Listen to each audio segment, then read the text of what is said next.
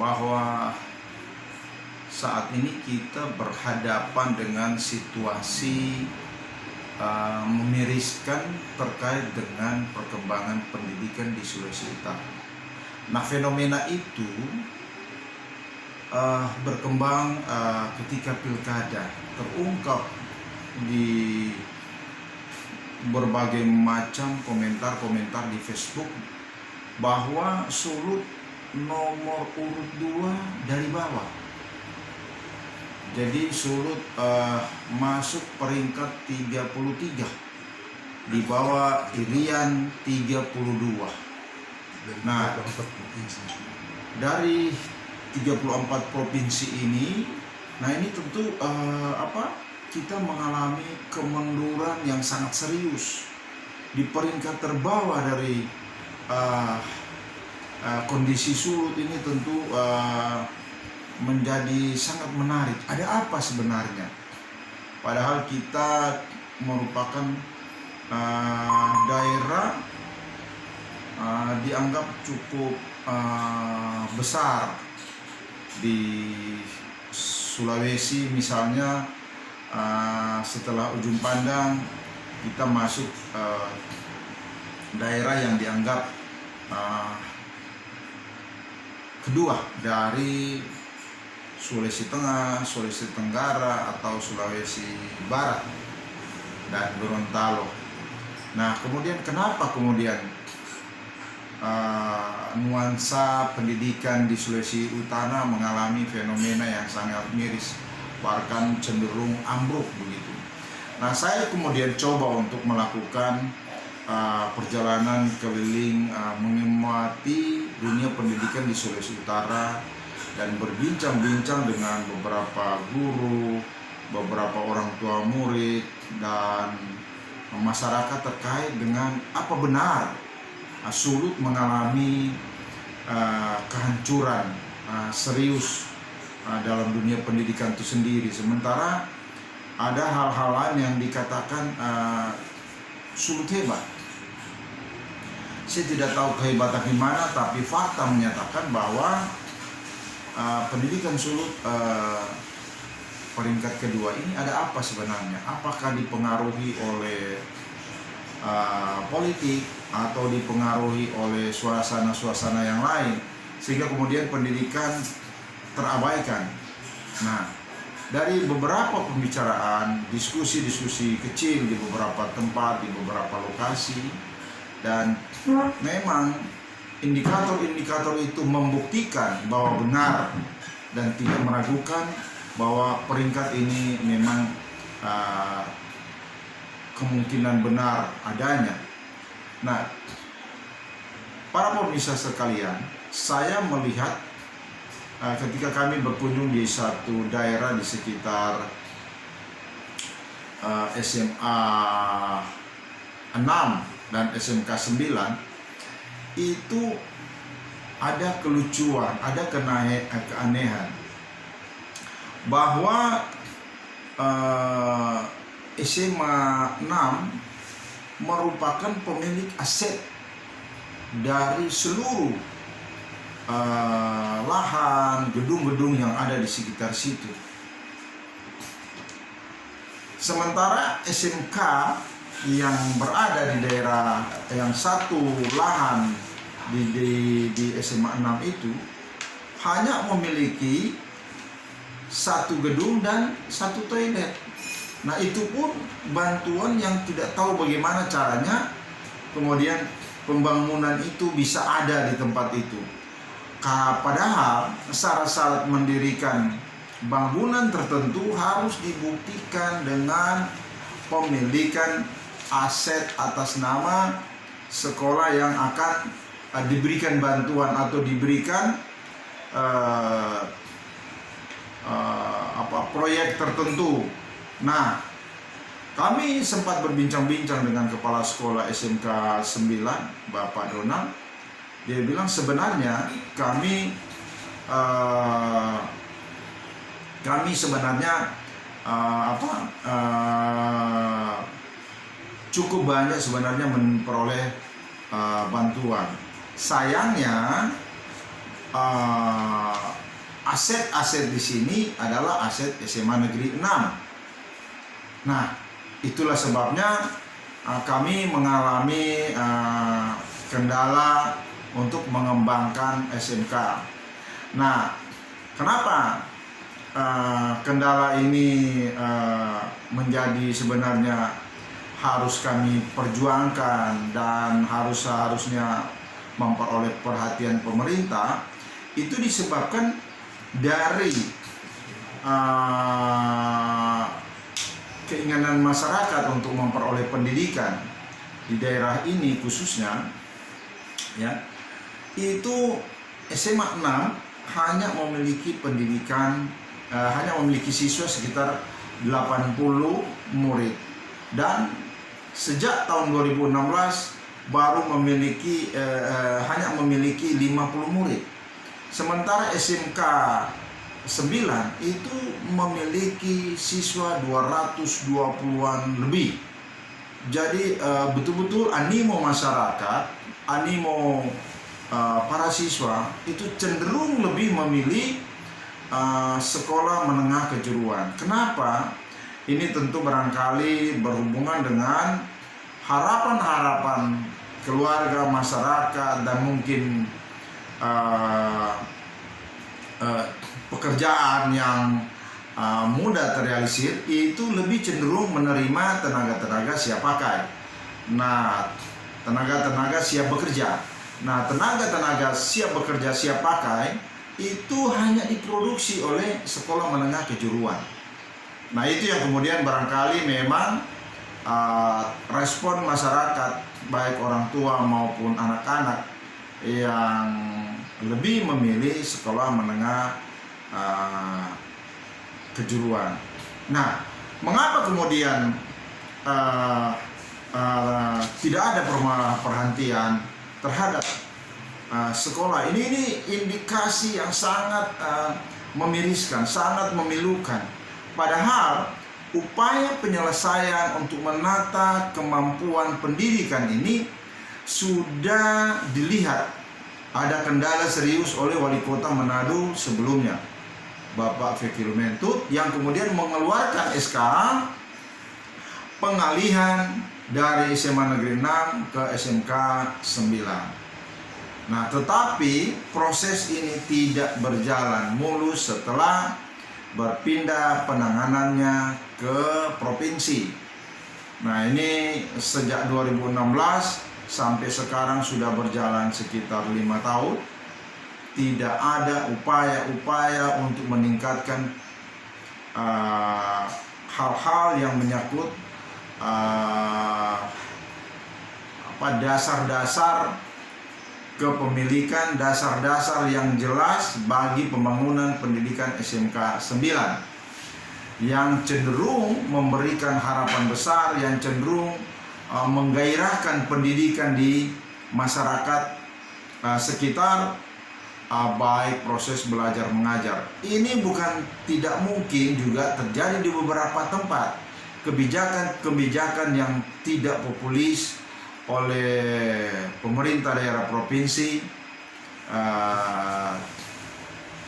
Dinas Pendidikan dan Kebudayaan yang nampaknya tidak serius dan tidak mau kemungkinan untuk memberdayakan pendidikan di Sulawesi Utara, sehingga kecenderungan penurunan ini sampai pada fakta tadi bahwa Sulut nomor 2 dari bawah. Bayangkan selama 5 tahun tidak ada upaya-upaya solusi terhadap persoalan pendidikan yang meminiskan antara SMA 6 dan SMK 7. Di mana SMK 7 dengan murid yang 220 sekian tidak bisa maksimal diberdayakan karena tidak ada laboratorium pendukung atas beberapa jurusan tertentu yang ada di sekolah itu. Nah, ini tentu bayangkan hanya toilet. Apa sih yang bantuan toilet yang bisa memberikan harapan peningkatan pendidikan? Kemudian ada katanya bantuan laboratorium, tetapi itu juga menjadi fasilitas kantor yang tidak bisa dimanfaatkan untuk kepentingan laboratorium dalam rangka merealisasikan atau mengimplementasikan teori-teori ilmu-ilmu khusus terkait dengan proses yang harusnya menerapkan jurusan-jurusan tertentu untuk siap pakai. Nah, ini tentu akan melahirkan kualitas pendidikan yang rendah.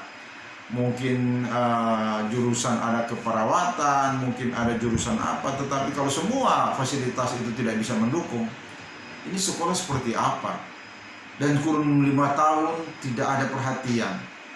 Nah, kemudian beberapa sekolah yang lain juga kami melihat bahwa ada sekolah-sekolah kejuruan yang ternyata guru-guru tertentu yang khusus tenis, yang khusus berhubungan dengan jurusan itu mengalami kekurangan, bahkan di samping tidak terpenuhi sepenuhnya, juga sekarang mulai habis karena rata-rata pensiun. Regenerasi para pendidik ini tidak tercipta, sehingga kemudian proses belajar mengajar ini seperti dipaksakan.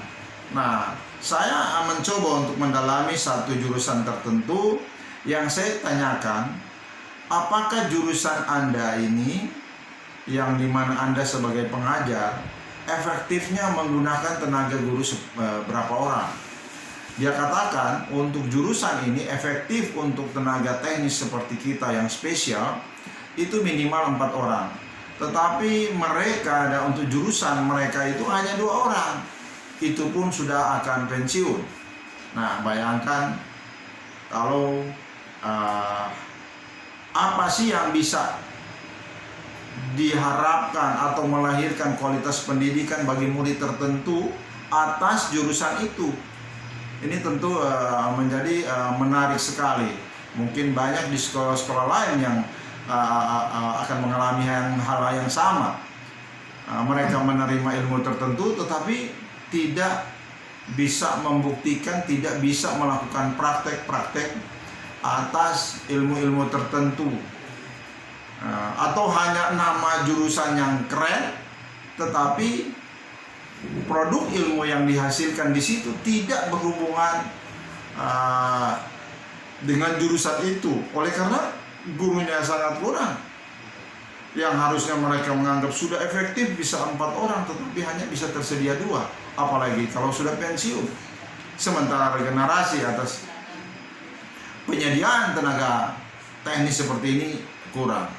Nah, ada fenomena lain juga dalam perbincangan-perbincangan dengan para pengajar ini yang menyatakan bahwa ketika kami mencoba untuk menyelidiki tentang sekolah keperawatan, sekolah kesehatan, farmasi dan sebagainya, ini juga mereka bilang ya seperti hampir tidak ada tenaga pengajar untuk itu. Yang anehnya izin untuk mendirikan jurusan seperti itu dikeluarkan. Nah, ketika itu dilahirkan kreativitas untuk membangun jurusan tertentu dengan tanpa adanya tenaga pengajar pendukung dan fasilitas pendukung lainnya, ini kan menjadi apa? Sehingga kami bertanya, kenapa tidak ya? Ini karena memang diberikan peluang untuk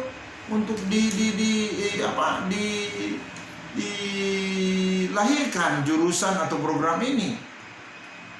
Nah, sementara kemudian itu yang menjadi menarik sekali, apakah ada lembaga tertentu atau institusi tertentu yang melakukan kajian secara spesifik dan profesional untuk melakukan penilaian, menganalisis apakah kebutuhan pendidikan itu telah terpenuhi dengan kesediaan tenaga pengajar, fasilitas tertentu terkait dengan sekolah-sekolah tertentu.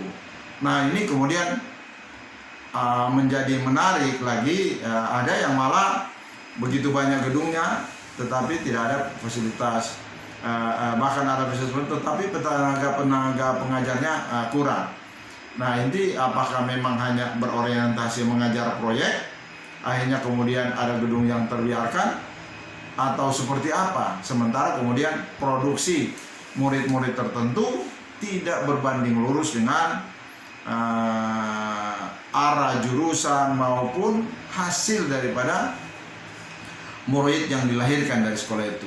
Nah, ini yang kemudian akhirnya ketika di lapangan ya seperti sia-sia kehadiran mereka karena kualitasnya tidak memenuhi syarat. Dikatakan jurusan misalnya keperawatan, mungkin dia tidak tahu apa-apa terkait dengan keperawatan karena dia hanya mendengar teori tertentu, dia tidak mampu mempraktikkan apa yang ini karena memang tidak pernah dipraktikkan, atau bahkan memang guru-guru terkait berhubungan dengan keperawatan itu tidak sepenuhnya terpenuhi secara komplit, tapi hanya bagian-bagian tertentu, misalnya ya mungkin hanya bagian oles-oles luka yang dia tahu, tetapi kemudian ke hal-hal yang lain lebih teknis tidak pernah mereka peroleh. Tapi jurusannya sangat keren, misalnya jurusan program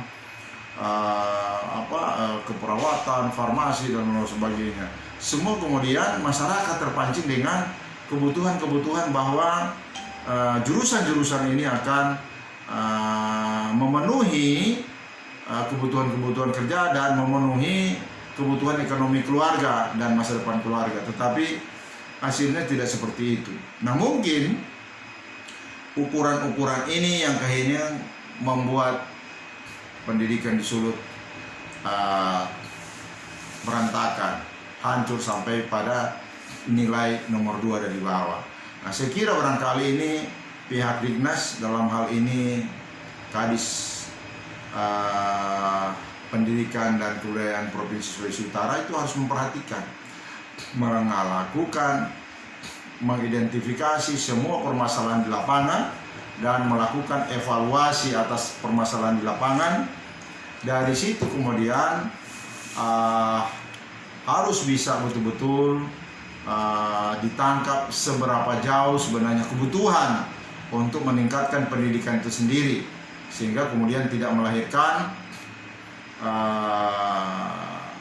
produk-produk siswa yang tidak berkualitas oleh karena penanganan sistem yang sembarawut, yang tidak tepat sasaran, yang tidak tepat manfaat. Nah, saya kira ini harus menjadi perhatian gubernur, wakil gubernur, para anggota dewan untuk betul-betul melihat persoalan ini secara serius bila mau dan ingin meningkatkan dunia pendidikan di Sulawesi Utara. Saya kira ini yang perlu diperhatikan. Bila Anda kemudian ingin melihat dan memahami, menggeluti, memiliki perhatian bagi dunia pendidikan, harapan kami jangan lupa ketika Anda membaca, mau mengerti dengan paparan kami, jangan lupa berikan like, subscribe, dan komentar terkait dengan permasalahan pendidikan yang ada di Sulawesi Utara.